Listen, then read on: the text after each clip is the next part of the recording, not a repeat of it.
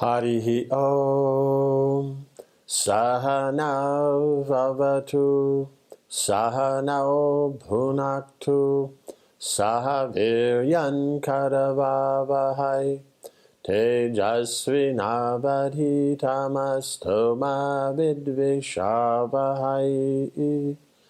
Om Shanti Shanti Shanti. Om Jaya Shri Krishna Chaitanya Prabhu Nityananda Shri Advaita Gadadhara Shri Vasari Gaura Bhakta Brinda. Hare Krishna Krishna Krishna Hare Hare Hare Rama Rama Rama Hare Hare. Okay.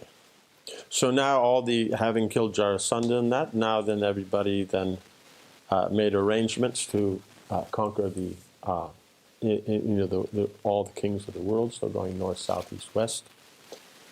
So then they all left for their different directions. Arjuna took an army to the north, Bhima went east, Nakula went west, and Sahadeva went south.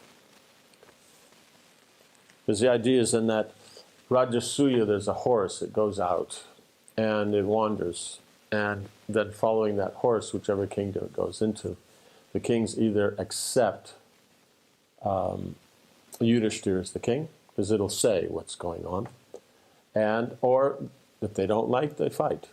And if they're defeated, then they have to accept. And of course, if they're not defeated, then Yudhishthira cannot do the sacrifice. So it's not just he wants to do the sacrifice. Yes, the first thing is it's a sacrifice done by someone who is emperor of the world, having conquered everyone in the world. So he's unrivaled or undisputed emperor. So that's the specialness of it. So chapter 17, the Rajasuya sacrifice. Arjuna was becoming successful in his conquests. He first overpowered the king of the Kulindas, then the Anastas, and then the Kalkutas. He defeated the many kings on the island continent of Sakala, then encountered King Bhagadatta, a powerful warrior. The battle with Bhagadatta lasted 8 days, but finally, when the king found himself overpowered, he agreed to accept Yudhishthira's rule. Arjuna, so he surrendered rather than. It means many times you may fight and the king gets killed, and then whoever's the next in line, then they accept.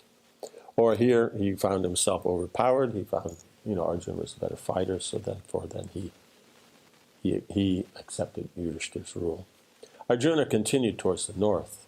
He reached the mountains and vanquished the many barbarian tribes. Arriving in Kashmir, he subdued the region's Kshatriyas, then passed over the Himalayas.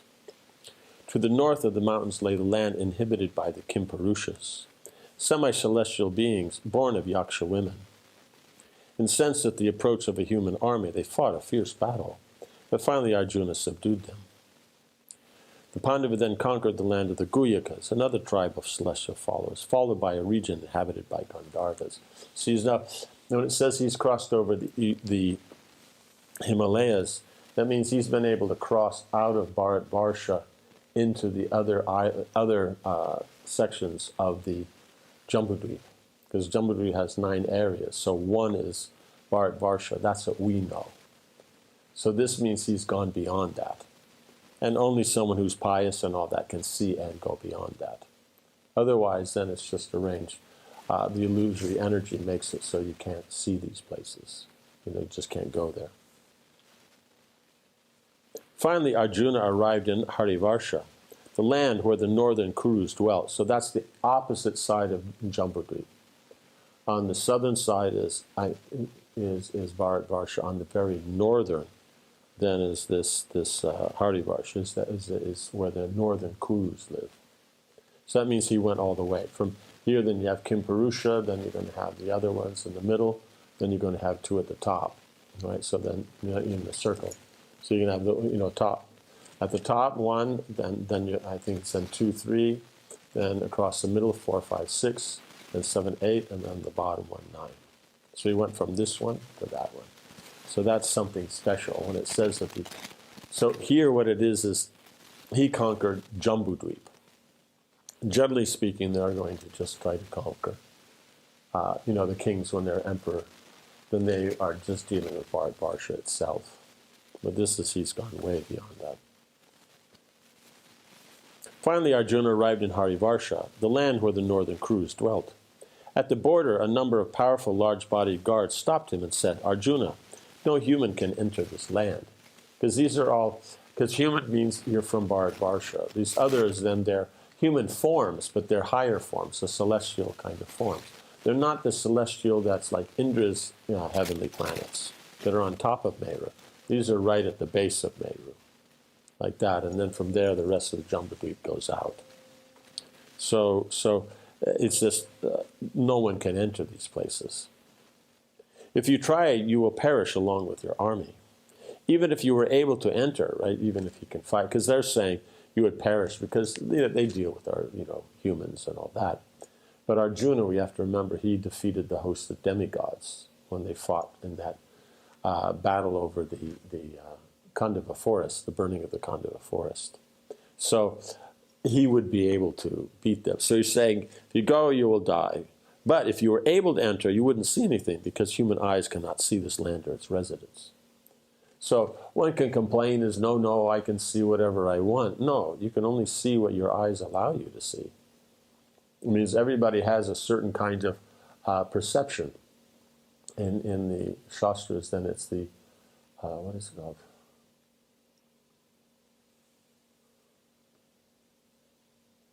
Yeah.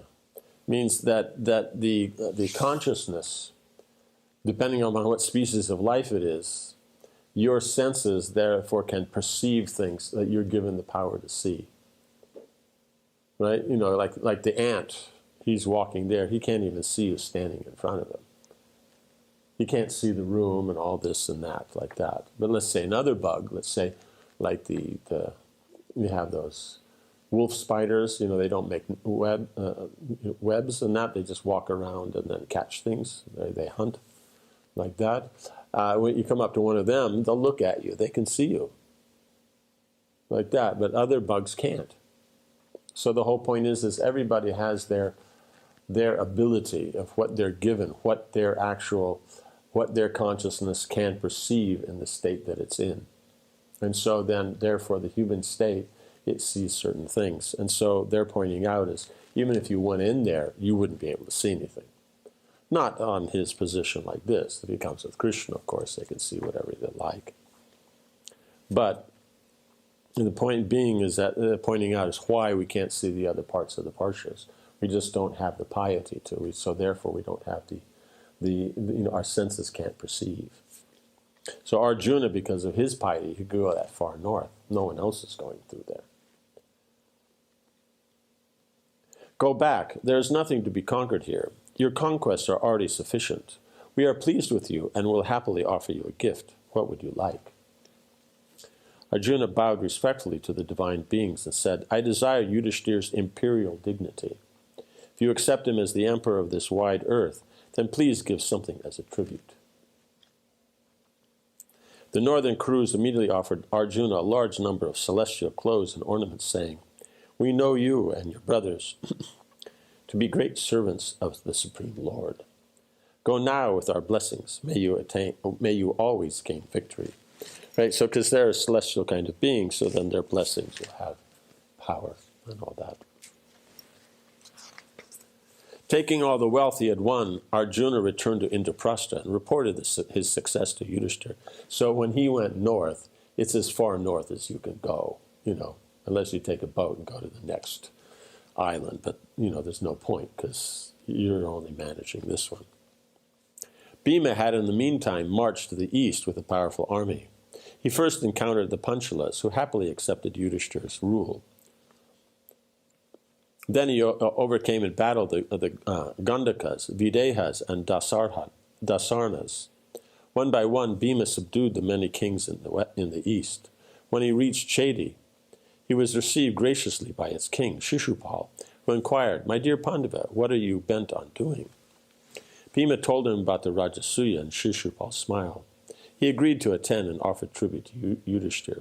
See, because Shishupal, he's a powerful personality, and he's a friend of Jarasandha, that also. But the difficulty comes is he can be properly behaved, do everything nicely, very qualified. He just doesn't like Krishna, That way he's that, the third incarnation of Jai and Vijay. So then Jai comes, Shishupal, like that. So we see is that Rukmi wanted to marry him to his sister, Rukmini. So he must have some qualification and everything like that. But his biggest disqualification is he doesn't like Krishna. Although he had an old enmity with Krishna, he respected the Pandavas as righteous and powerful rulers. Right? It means, in other words, they will rule nicely, his kingdom will go nicely.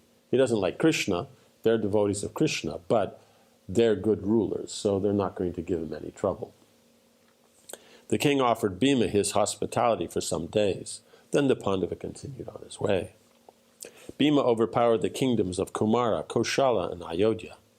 He reached the wetlands at the foot of the Himalayas and subjugated all the kings in that area. Moving on from there, Bhima encountered the mighty races of the Matsyas and Mallavas. Such noble Kshatriyas had never known defeat, and out of pride in their strength and reputation, they felt obliged to resist Bhima's request that they surrender to Yudhishthira. Although they bore the Pandavas no enmity, just they'd never been defeated, so they wanted to continue that. Eventually, however, Bhima vanquished them in battle. Either by diplomacy or force, Bhima subjugated dozens of kings. Right? So the first thing is, if it can just be some discussion, that's always best, because these are of the aspects that are there. Then you're going to speak nicely, like that. That's going to be your first choice. Then other options are, you can offer facilities and gifts and positions and all that, but that's not going to be used in this case. Beta is going to be there, but then that's just going to be either we fight or like this. But most likely it'll be just he'll use the diplomacy, speaking nicely, or show the beta, or force. Bhima subjugated dozens of kings. Many of them then joined him as he marched on, bringing tribute to offer to Yudhishthira and Indraprastha. So they joined with him to bring the tribute, because it's going to be so much. Those kings who did not surrender were slain by the Pandavas. Right? So they fight, they say they're going to get defeated, then they surrender, then it's fine. Or he comes and then just through diplomatic discussions they surrender. But if they fight and they won't surrender, then they'll naturally die in battle. Others gave him profuse wealth. Bhima amassed enormous quantities of gold, silver, gems, valuable cloth, sandalwood, blankets, carpets, coral, and ivory, all of which he packed on the backs of a long train of elephants and asses. So all these things are going to be gained what you go around, but then you also see is this coral, ivory, and sandalwood. You're going to have a lot of things happening on that side. So blankets made of all kinds of special cloth, fiber and all that. Because coral, they're down near the ocean, that side, because as you go up that side, you get close. If you're running under the Himalayas, then you're going to be running very close to the coastline. And then, so coral will come from there. Ivory, then that northeast, the Assam, all that side, lots of elephants and everything. And sandalwood, that's going to be down Malaysia and that kind of area. So they'll have a lot of it over that side, because it's so close. Bhima even subjugated the powerful Karna, ruler of Anga, as well as all the other kings in the region who were loyal to him and Duryodhana. So now this is the fun part, is he's been defeated so many times, Karna, by Arjuna and now by Bhima, but he still thinks he can defeat them. After conquering many barbarian tribes, he finally returned to Indraprastha and offered everything he had acquired to Yudhishthira. Because beyond this, beyond Anga and all that, that's kind of the farthest. That's Bengal and that. And Bengal, that area there, can mean what's now is West Bengal. It would also be East Bengal, or what's now Bangladesh. And then beyond into Burma and all that. But then after that, you'll see is generally that will be, Kumirs and Kashas and other like barbarian tribes. Very powerful, but that'll be the others. So he went to some degree, and then he came back. Finally returned to Indraprastha and offered everything he had acquired to Yudhishthira. Right, so Arjuna returned, he returned. On his expeditions to the south, Sahadev had defeated many kings, including Surasena, Adiraj, and Dantavakra. Right, so he's the other. He's Vijay. He reached Kunti Bhoja's kingdom, and his grandfather received him with great affection, because Kunti Bhoja, so Kunti Devi, his mother, is the daughter, so that means he's grandson. Right? From there he went on to conquer the kingdoms of Jambaka, Sheka, and Avanti. After crossing the Narmada River, he arrived at Bhojakota, where he fought a long battle with King Bhishmaka. Although Bhishmaka was favorable to the Pandavas and had been happy to see his daughter Rukmini become Krishna's principal queen, he wanted to test the Pandavas' power. Okay, so this one in here, and this is putting Bhishmaka to the south, like that, because other times it seems that she's from the northeast, over Assam side, like that. So it would have been the side that Bhima went to, but this time it's in the south, right? Because every time you have every in the different kalpas, you're going to have the whole Mahabharata pastimes happen. So there's always going to be some variety, who's where, and everything like that. So he had been happy to see his daughter Rukmini become Krishna's principal queen. He wanted to test the Pandavas' power. After 2 days fighting, he admitted defeat at Sahadev's hands. Right? So he wanted to see, because here's the youngest brother. And so if he's so powerful, then he's like, okay, they're powerful kings. Because his point is he's a powerful king. If he's going to surrender, he has to surrender the people who are more powerful, because otherwise what's the point? How are they going to manage? How are they going to protect? How are they going to do? Because otherwise, then, there's no real value or meaning other than just, some political element. Like his other brothers, Sahadev subdued numerous kingdoms by both diplomacy and force. When he came to Mahishmati, he encountered King Nila, who was a friend of the fire god Agni. As Sahadev stood in battle against the king, it appeared as if he and his entire army were on fire. Flames sprang from the earth and surrounded them on all sides. Thousands of soldiers and chariots were reduced to ashes. Sahadev saw even his own life threatened as the fire swept towards him. He could understand that Agni was assailing him. The Pandava quickly dismounted from his chariot and knelt in prayer to the fire god. O exalted one, you are the mouth of the gods into which all oblations are placed. You sanctify everything. From you the Vedas have sprung, and you are sacrifice itself. O greatest of gods, please endow me with your energy. O bearer of all sacrificial offerings, do not place obstacles before Yudhishthira's sacrifice. Because he's going for sacrifice, and he's pointing out that he is sacrifice. And so then,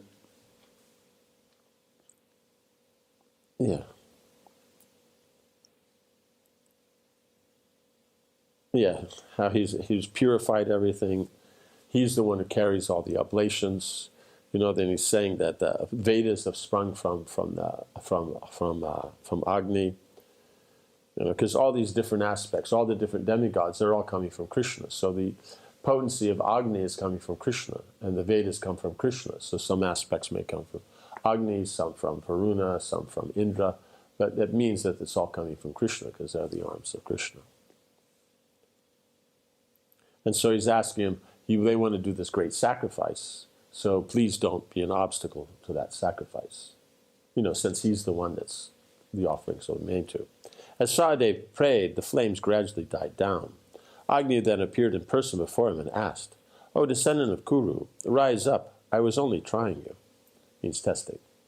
I understand your purposes and those of your brother, Dharmaraj. I always protect this city, but I shall help you to accomplish your aims. And he's pointing out this particular city he always protects, so like that.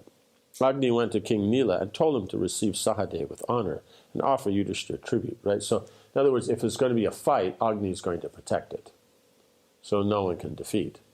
But because he understands Yudhishthira is righteous, he's going to do this great sacrifice, of which Agni will be involved anyway as the presiding deity. So then he went to the king, who is his friend, and then asked him, you please accept, like that. Because then if he accepts personally, he doesn't have to defend the city in that way. The king explained how his beautiful daughter had won Agni's heart, and now they were married. Thus he protected the city. On his order, however, the king would gladly accept Yudhishthira's rule. So the king's daughter married Agni, and so therefore they themselves are friends. And so, yes, the king is accepting. Sahadev moved on to conquer various cannibal races, including one powerful tribe known as the Kalamukas. They are a cross between Rakshasas and humans. He also fought a long battle with the Vanaras at Kishkindia, headed by Minda and Dvidvida, until they finally agreed to accept Yudhishthira's righteous rule. So that part in south, that's also where Bali, where his kingdom was. Hanuman was down, was down there. The tribes of Nishadas, Yavanas, Pandyas, Dravidas, Andas, Talavanas, and many others were all subjugated. At last he returned to Indraprastha with vast amounts of wealth.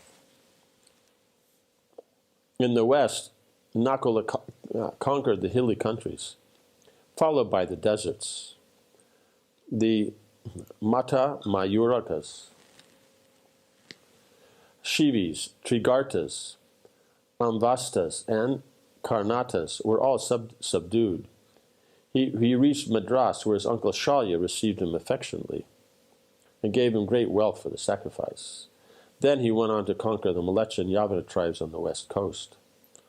Having fully established Yudhishthira's supremacy in that direction, he too returned to Indraprastha. Yudhishthira joyfully received all his brothers back from their expeditions. None now stood in opposition to his authority. His treasury was also so full that it could not be emptied even in 100 years. And that means he's running his kingdom, he's giving in charity, he's doing all good works and all that. So even then, still in 100 years, it wouldn't be empty. And they're doing big works. Like you see at Rajasuya, he's going to do the Rajasuya sacrifice. And they're feeding 100,000 Brahmins at a time. Just one group after another. One group's finished, the next group. So you could say, hundreds of thousands or millions of Brahmins every day.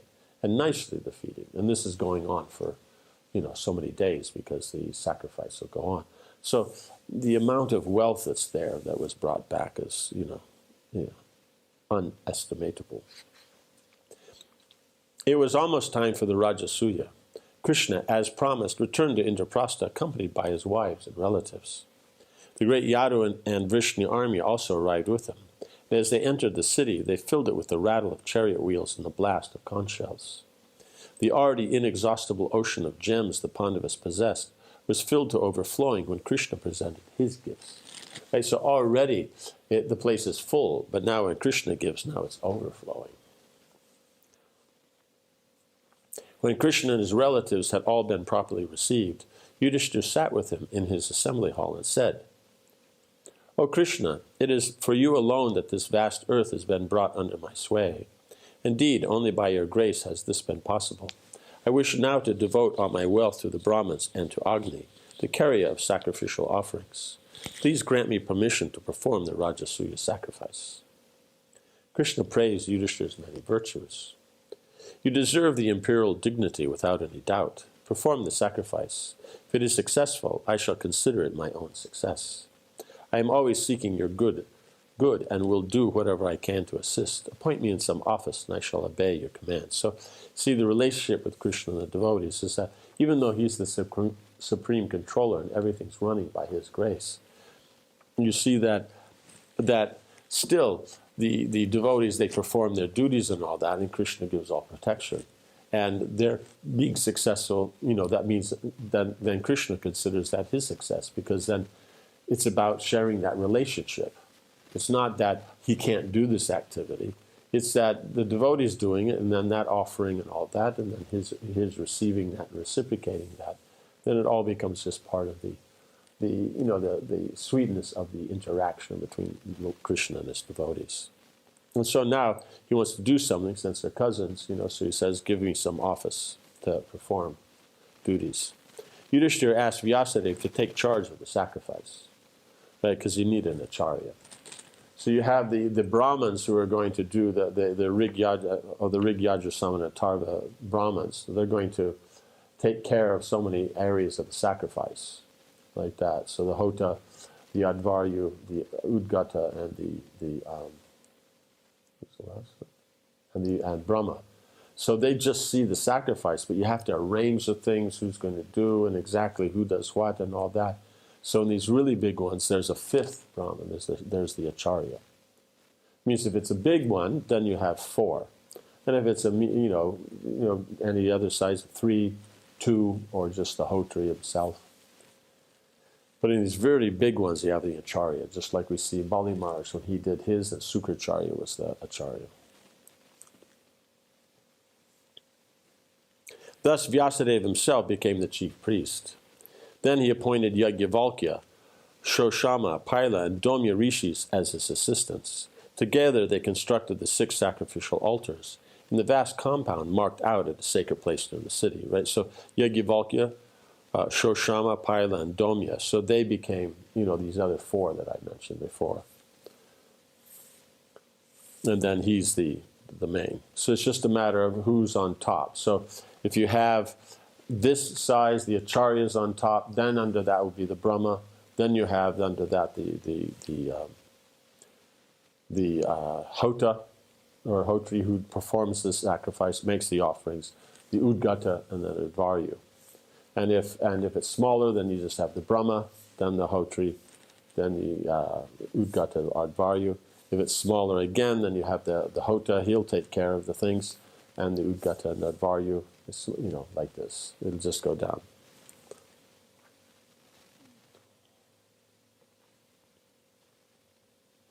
Yudhishthira arranged for the construction of mansions to house the thousands of kings in attendance, as well as quarters for the other classes of men.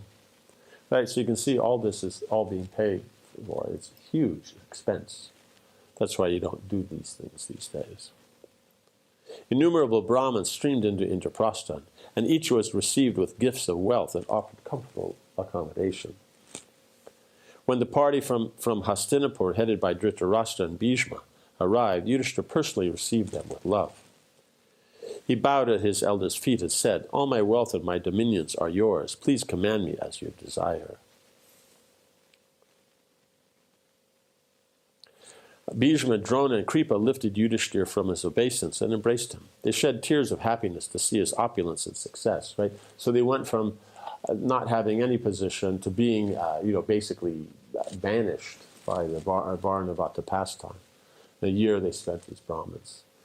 Then they met, then the Swāmī of Draupadi, they married Draupadi.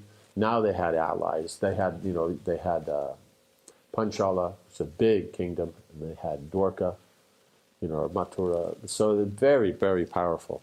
And so then they were given half the kingdom, and on that half there was absolutely nothing.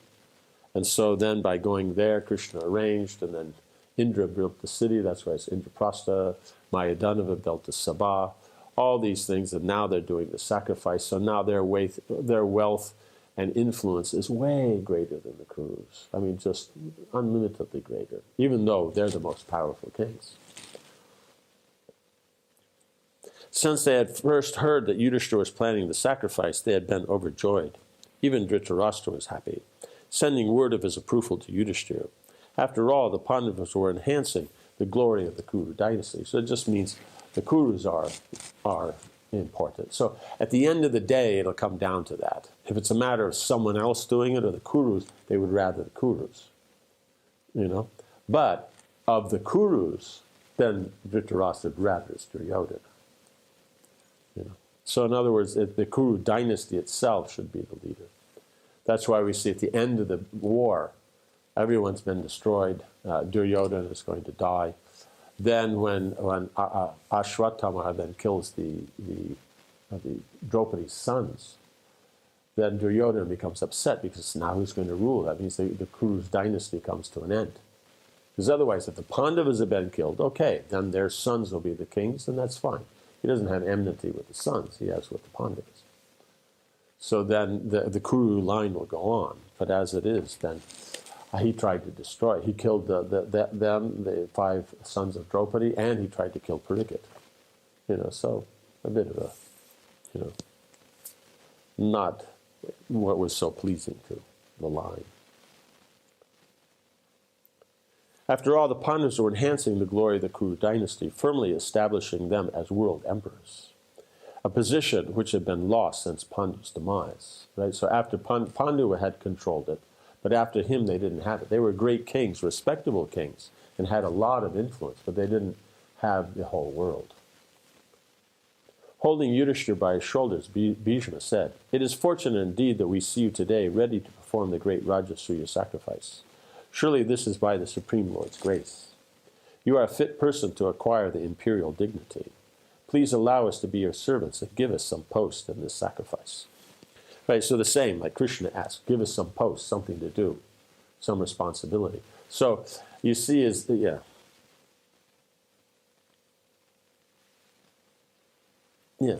is that even though each one of them as a king could, practically rule the world, they want a specific office within the thing to do something very specific. Even though they could say, oh, hey, I'm great king, I could manage the whole thing. They don't do that. They just say, give me one thing to do, and I'll do that really well. And as we'll see, who does what, that will be then, the details will be given. So now after this, we'll get into the details of how the sacrifice unfolded. Om Hare Krishna, Krishna Krishna, Hare Hare, Hare Rama, Rama Rama, Hare Hare. Jai Srila Prabhupada Ki Jai.